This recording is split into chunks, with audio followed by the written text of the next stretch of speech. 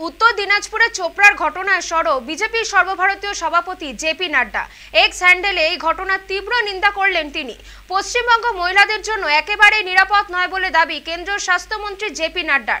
সোমবার এক্স হ্যান্ডেলে জেপি নাড্ডা লেখেন, পশ্চিমবঙ্গের একটি ভয়ঙ্কর ভিডিও সামনে এসেছে, নৃশংসতা চরমে, অথচ তৃণমূলের ক্যাডার ও বিধায়করা সেটাকে জাস্টিফাই করার চেষ্টা করছেন। সন্দেশখালী হোক বা উত্তর দিনাজপুর বা অন্য কোনো জায়গা, দিদির পশ্চিমবঙ্গ মহিলাদের জন্য নিরাপদ নয়। রবিবার চোপড়ার ভিডিও প্রকাশ্যে আসে। ভিডিও সত্যতা যাচাই করেনি সময় কলকাতা, তবে তাতে যে দৃশ্য দেখা গিয়েছে তা নৃশংস, অমানবিক। দুই তরুণ তরুণীকে রাস্তায় ফেলে বেধড়ক মার মারছেন এক বিশাল চেহারার যুবক। একগোছা সরু লাঠি নিয়ে সপাং সপাং করে মেরে চলেছেন ওই তরুণী তরুণকে। শরীরের বিভিন্ন অংশে নৃশংসতার দাগ রাখছে লাঠির কোছা। এ যেন তালিবানি শাসন। আশেপাশে গোল করে দাঁড়িয়ে লোকজন, কেউ বাধা দেননি, বদলে দিয়েছে নীরব সমর্থন। অভিযোগ, ওই তরুণের সঙ্গে বিবাহ বহির্ভূত সম্পর্কে জড়িয়েছিলেন তরুণী, তাই শাস্তি। এই ভিডিও ছড়িয়ে পড়তে নিন্দার ঝড় ওঠে, কঠোর শাস্তির দাবি ওঠে ওই ষণ্ডমার্কা চেহারা যুবকের। পরে জানা গিয়েছে তিনি তাজিমুল হক হরফে জেসিপি। এমন অভিযোগ ওঠে এলাকায় বিধায়ক হামিদুল ইসলাম বেশ ভালোই চেনেন জেসিপিকে। বিষয়টি প্রকাশ্যে আসতেই সরব প্রত্যেকেই।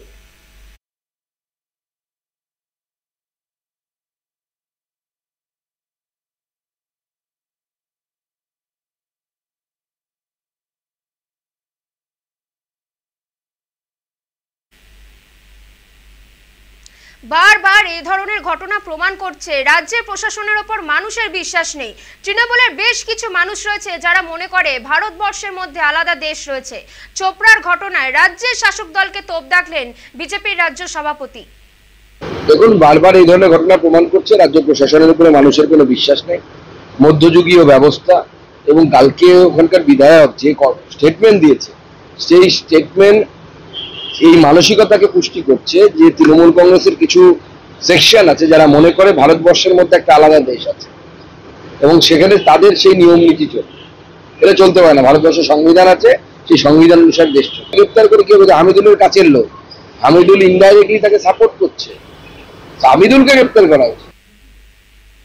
চোপড়ার ঘটনায় শুরু রাজনৈতিক তরজা। এই প্রসঙ্গে তৃণমূল নেতা শান্তনু সেন বলেন, তৃণমূল কোনোভাবেই কাজকে সমর্থন করে না। যারাই এই কাজ করেছে প্রশাসন তাদের বিরুদ্ধে ব্যবস্থা নিক। বিষয়টি নিয়ে বিরোধীদের পাল্টা আক্রমণ শানিয়েছেন তিনি। তৃণমূল কংগ্রেস কোনোভাবেই এই কাজকে সমর্থন করে না। প্রশাসন ইতিমধ্যেই পদক্ষেপ গ্রহণ করা শুরু করেছে। আমরা চাই যারা এই কাজ করেছে প্রশাসন তাদের বিরুদ্ধে দৃষ্টান্তমূলক ব্যবস্থা নিক। প্রসঙ্গত আপনারা জানেন যে ইতিমধ্যে আমাদের যে সেক্রেটারি, আমাদের জনপ্রতিনিধি, আমাদের বিধায়ক, তিনি বিষয়টি নিন্দা করেছেন এবং তিনিও বলেছেন কেন এটা হয়েছে সেটা দেখবেন। আমি আবার বলছি, তৃণমূল কংগ্রেস তীব্রভাবে এটা নিন্দা করছে এবং তৃণমূল কংগ্রেস চায় যারা অন্যায় করেছে প্রশাসন তাদের বিরুদ্ধে দৃষ্টান্তমূলক।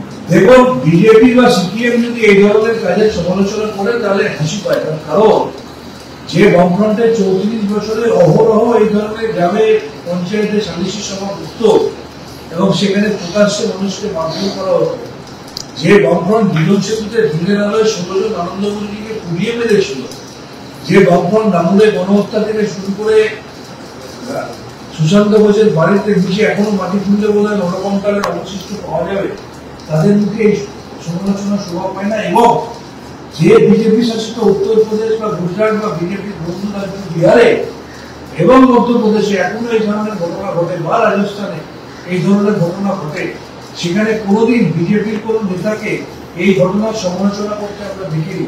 তাদের মুখে এই সমালোচনা শোভা পায় না। এই বাংলায় একমাত্র শাসক দল এবং সরকার দৃপ্তভাবে বলতে পারে যে এই ধরনের ঘটনাকে আমরা নিন্দা করি এবং যদি কেউ এই ঘটনার সাথে যুক্ত থাকে সে যে দলেরই হোক তার বিরুদ্ধে ব্যবস্থা নেওয়া।